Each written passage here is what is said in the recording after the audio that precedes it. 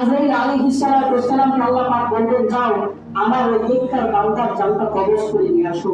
আজরাইল আলাইহিস সালাম 500 ফেরেশতাদেরকে নিয়ে জমিনের মধ্যে আসবে।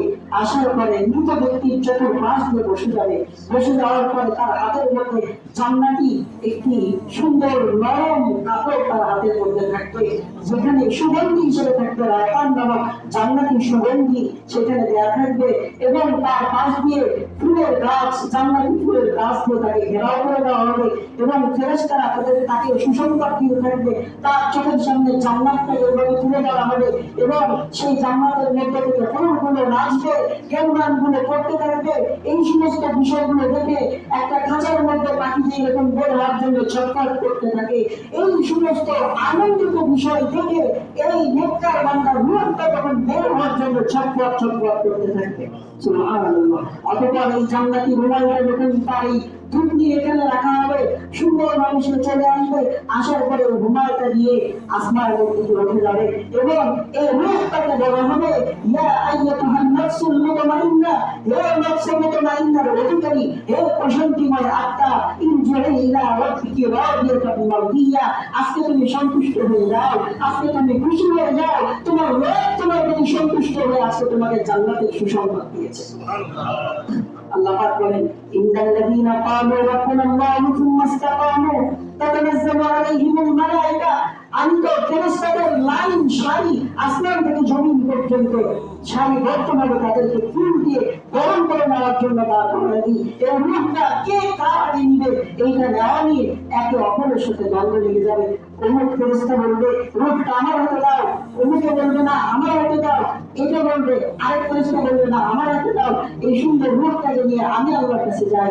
তখন এভাবে রূহগুলোটাকে নিয়ে প্রথম আসমানে যাবে। তখন প্রথম আসমানের ফেরেশতারা তাকে স্বাগতম জানাবে, দ্বিতীয় আসমানের ফেরেশতারা স্বাগতম জানাবে, সপ্তম আসমানের ফেরেশতারা স্বাগতম জানানোর পরে আল্লাহ তাআলা বলবেন, আমার এই নেককার বান্দার আমল নামাটা নিজের মধ্যে রেখে দাও। সুতরাং মুসলমানের সফলতা, ইমানদারের সফলতা তখন যখন আল্লাহ পাক ডাকতে বলবেন, আমার এই বান্দার আমল নামাটা নিজের মধ্যে রেখে দাও। সুতরাং নিজের মধ্যে রেখে দেওয়ার পরে তাকে যখন কবরের মধ্যে প্রশ্ন করা হবে, গত সপ্তাহে বলছিলাম প্রশ্ন কয়টা হবে? 4টা হবে। মোট কয়টা হবে? 4টা। মূল প্রশ্ন 3টা। মূল প্রশ্ন কয়টা? 3টা। 1 নম্বর বলবো আমার রবকে ইয়া আব্দুল্লাহ, যখন বলবে তোমার রবকে, এই লোকটা যখন বলবে যার কালেমাটাকে বুলন্দ করার জন্য দুনিয়াতে হাজার হাজার মানুষের মধ্যে আমি এক ব্যতিক্রম মানুষ ছিলাম, যার কালেমা বুলন্দ করার জন্য আমি আমার তাজা রক্তটা জমিনের মধ্যে ঢেলে দিয়ে এসেছি। সেই রক্ত চালানোর জন্য প্রশ্ন করার কোনো প্রয়োজন নাই। আমি সাক্ষ্য দিচ্ছি আমার রব কেবলমাত্র শুধুমাত্র সেই মহান রব্বুল আলামিন আল্লাহ। এই কথাটা যখন উত্তর দিয়ে দিবে, দুটো প্রশ্ন করবো, না দিবে ইয়া আব্দুল্লাহ তোমার ধর্ম কি? তখন সে বলবে যে আমার ধর্ম হচ্ছে ইসলাম।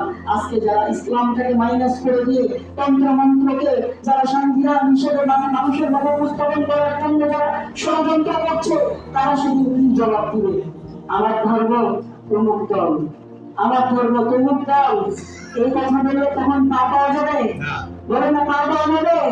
সুতরাং দুনিয়া থেকে আপনি যতই ঠিক করে যান আমার ধর্ম ইসলাম, এইটা আমি ওখানে যে বলবো, এইটা যতই ঠিক করেন না কেন কোনো কারণ হবে না। যদি দুনিয়াটা দেখতেই সে রবকে চিনতে না পারে, সে রবের দ্বারা দিনটাকে যদি দুনিয়াটা বাস্তবায়ন করতে না পারে, তখন আপনার যতই শিখে যান কোনো কাজে কিছু প্রশ্ন করবে। মানে هذا الرجل يا عبد الله بلال رضي الله تعالى عنه যে হাদিসটা বর্ণনা করলাম, যে হাদিসের মধ্যে বলার রাদিয়াল্লাহু তাআলা আনহু বলছেন, আমি কবরের মধ্যে যাওয়ার পরে আমার বন্ধু মুহাম্মদুর রাসূলুল্লাহর সাথে সাক্ষাৎ করব। ঠিক একেবারে ইমানদার যারা হবে কবরের মধ্যে সরাসরি আল্লাহর রাসূলের সাথে তাকে সাক্ষাৎ করানো হবে।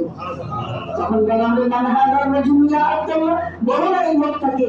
তখন সে বলবে ইনি তো আমাদের নবী, প্যারা নবী সাইয়্যিদনা মুহাম্মদুর রাসূলুল্লাহ সাল্লাল্লাহু আলাইহি ওয়াসাল্লাম। যখন 3টা প্রশ্ন উত্তর সে সুন্দরভাবে করতে পারবে, 4th নম্বর প্রশ্ন করবে, তোমাকে কে জানাবে এই কথাগুলো? তোমাকে কে বলবে এই কথাগুলো? তুমি কোথায় থেকে শিখলে যায় কথাগুলো, তখন এই ইমানদার বান্দা বলবে আমি আপনার পূর্বে বলা মসজিদের ওই জুমার আলোচনা থেকে এই কথাগুলো শুনেছিলাম, এবং আমি সে আলোচনার পর থেকে আমার জীবনটাকে আল্লাহর জন্য কুরবানি করে দিয়েছিলাম, আমার মায়েরগুলোকে আল্লাহর জন্য কুরবানি করে দিয়েছিলাম। সেখান থেকে আমি শুনেছিলাম এই হাদিসের কথা, কোরআনের কথা, এগুলো মানলে কমার মতো আল্লাহ পাক শান্তি দিবেন। এই কথাগুলো সে বলবে, তখন আল্লাহ পাক গায়েব থেকে আওয়াজ দিবে, সত্যটা আপনি আমার বান্দাকে সত্যায়ন করেছে।